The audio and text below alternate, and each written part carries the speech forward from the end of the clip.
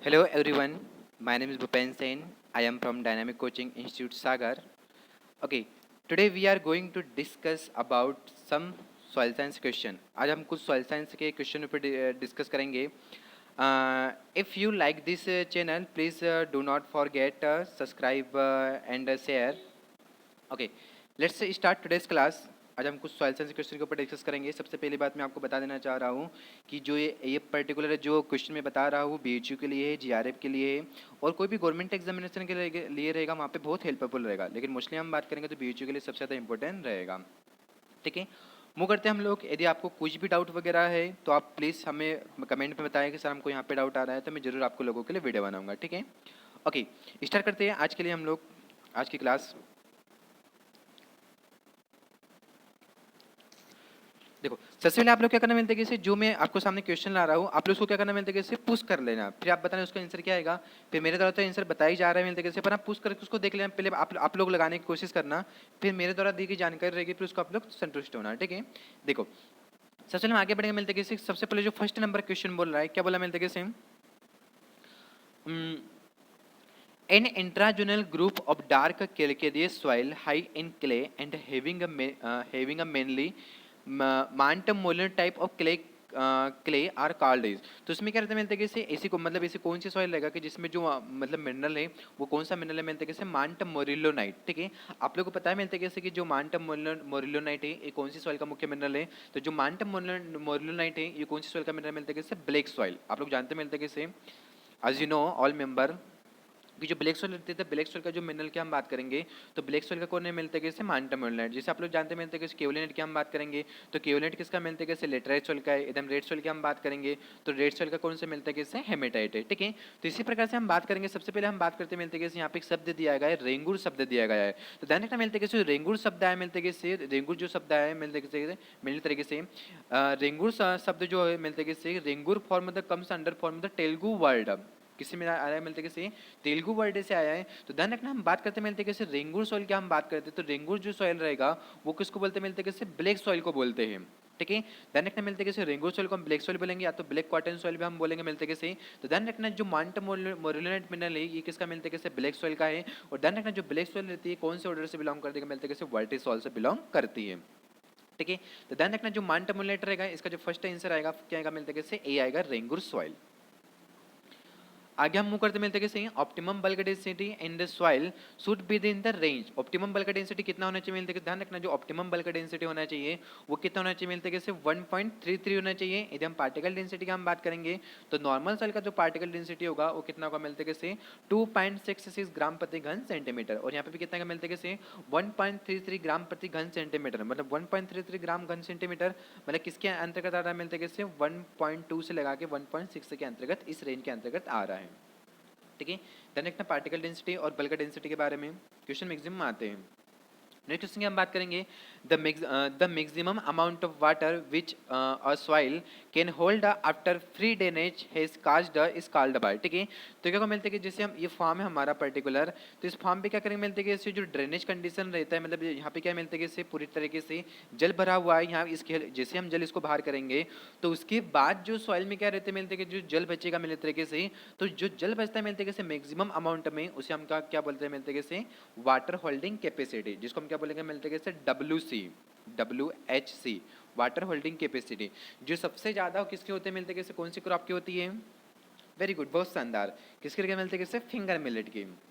आप लोग जानते मिलते कैसे सभी लोग होशियार हो बहुत, मेरे को पता है. आप लोग इसी तरह से पढ़ते रहो और आगे बढ़ते रहो.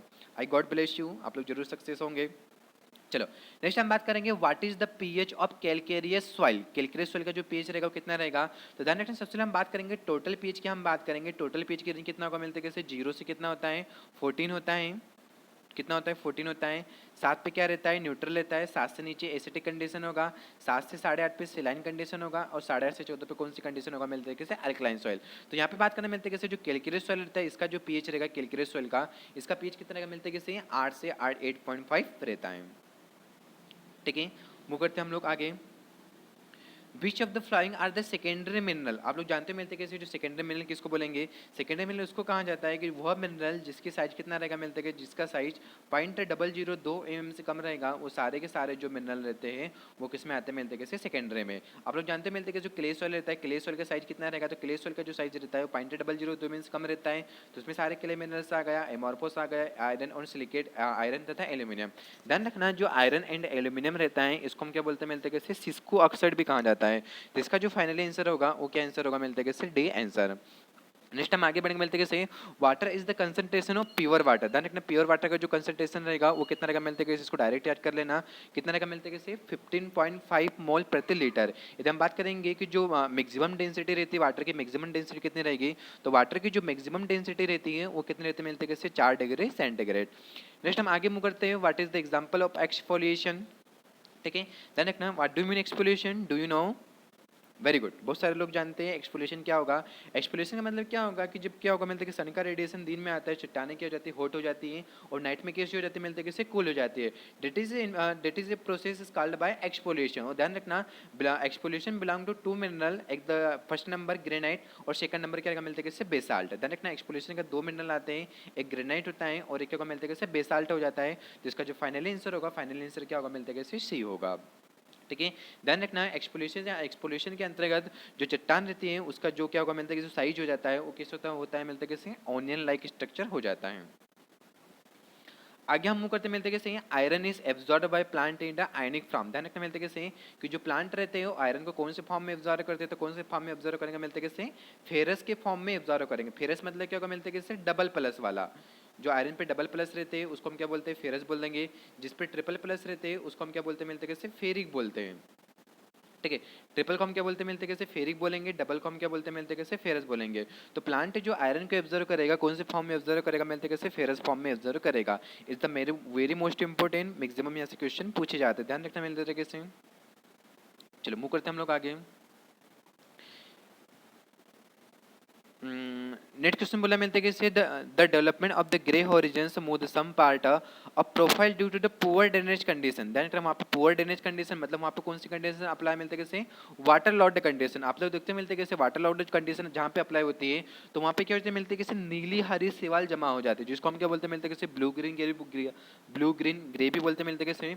तो हॉरिजन में ऐसे होते मिलते कि जो हम लोग हॉरिजन से पढ़ते हो तो हॉरिजन में क्या रहेगा मिलते तरीके से, जो वाटर वहाँ पे जमा हो जाएगा तो वहाँ पे जो सॉइल का कलर हो जाता है वो किस तरह मिलता है कैसे, ब्लू ग्रीन ग्रे कलर का हो जाती है।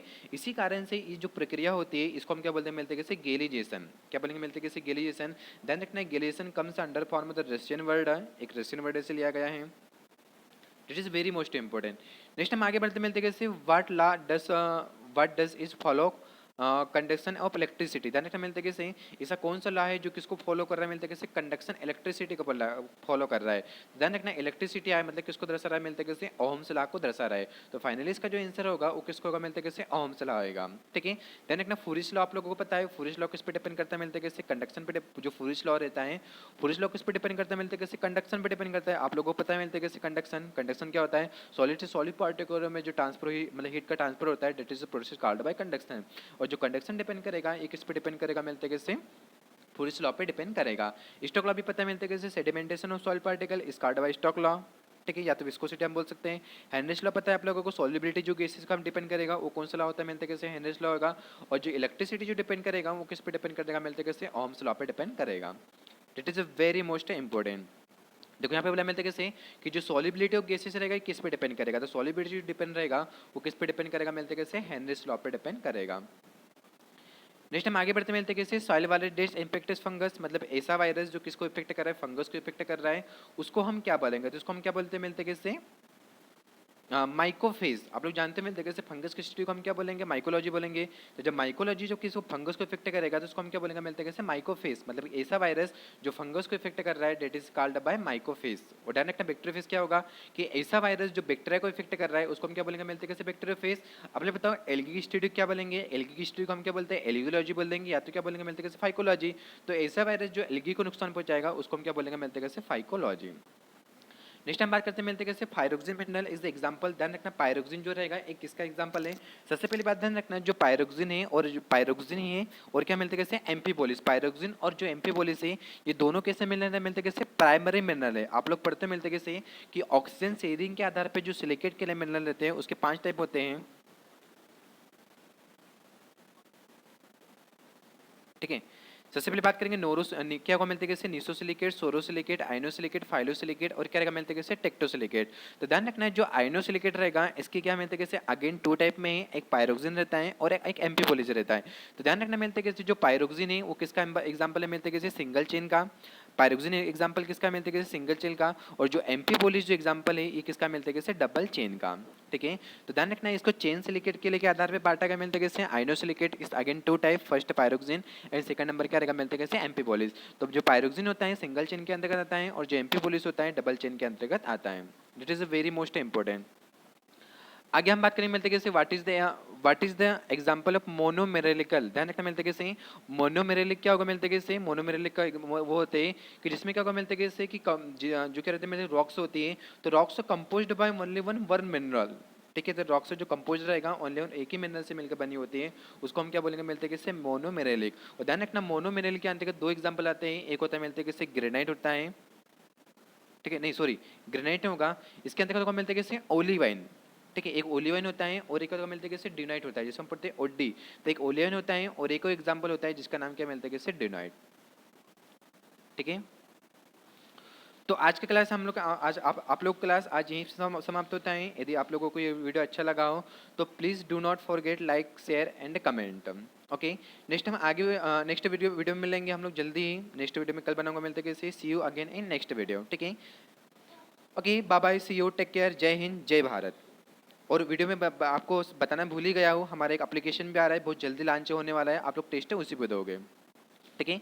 ओके मिलते हैं सी यू टुमारो नेक्स्ट वीडियो। जय हिंद जय भारत।